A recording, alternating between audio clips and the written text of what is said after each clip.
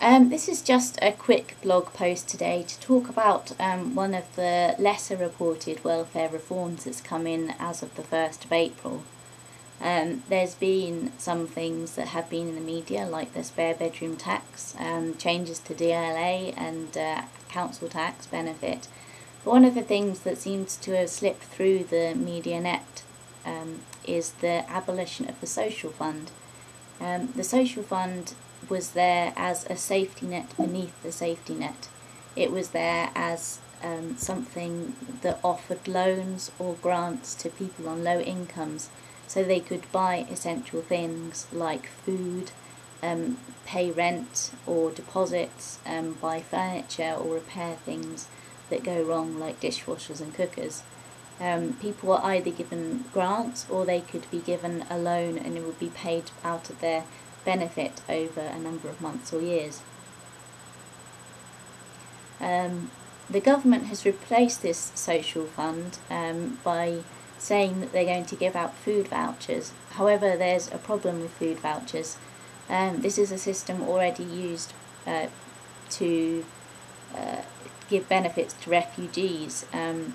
It means that people have to go out of their way to actually be able to find a food bank or a shop that will accept these vouchers. It often means that they have very little personal freedom on what they buy to eat. The government was also saying that it's going to give money to councils to bridge the gap that has been left by the absence of the social fund. But the thing is that there's a massive deficit between what the government has given and what the councils are being expected to pay out now the social fund isn't there. This means inevitably some people who would previously have had access to the social fund are no longer going to be able to. And the people affected are going to be the ones who have already been affected by the other cuts. It's going to have a disproportionately bad effect on children, on single parents, on low-income families and on disabled people. There are a couple of reasons I'm disturbed by the abolition of the social fund that goes beyond the actual consequences of it. The first is that I'm disturbed about the reason the government say they're changing the scheme. The biggest reason they say they're doing it is because they don't think the loans are made good use of, that they're not used on essential things and basically frittered away. And they're giving food vouchers because then it means that it's only going to go on food, which is what it was meant for. And this seems so characteristic to the whole of the government's attitude towards people on welfare, that the money they will give will not be spent wisely, that it's being taken fraudulently, and that people who are poor, their poverty means a reason that they can't be given money. The other is that there's also a suggestion that a person's good behaviour will mean that they're more likely to get a loan.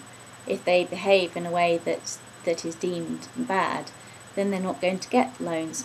And these two things disturb me because it smacks of the Victorian attitude towards people that there's no point giving money to the poor because they will drink it away, like something out of Hogarth's Gin Alley, that if you give them money that they won't use it on the right things. It is patronising and undignified to be given food vouchers because it's believed you might not spend the money well. It's disturbing that people only might be given funding if they show the correct behaviour wanted. Just as the NHS is compelled to treat everyone despite their own situation without making judgments. Once we enter into a way of being where people's loans are given out depending on their character, where people are given vouchers because they are not trusted to prioritise for themselves what's the most important thing to them and their family, we are venturing into the Victorian concept of the deserving and undeserving poor.